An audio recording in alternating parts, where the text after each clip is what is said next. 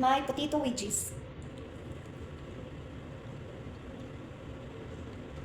Ay, ang sarap. Para sa akin kasi hindi ako mahilig sa maalat.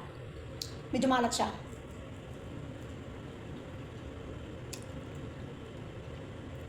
Nilagyan ko kasi ng medyo manghang. Mahina tayo sa mga spicy food. Nilagyan ko kasi siya ng chicken cubes. Masarap siya, promise. Magugustuhan to ng mga alaga ko kasi in fairness, mas maganda siya kaysa french fries. Kasi yung french fries, mga oil siya. Ito is oil. Tsaka yung ginamit kong oil is olive oil. I-try nyo sa mga alaga nyo, mga mali. Masarap siya, malasa. Simple lang yung yung mga ingredients, paprika, ground pepper, yung pinong paminta, garlic powder, yun lang, asin. Pero ako, nilagyan ko ng chicken cubes para malasa. Kasi yung mga alaga ko, sanay sila sa mga pampalasa.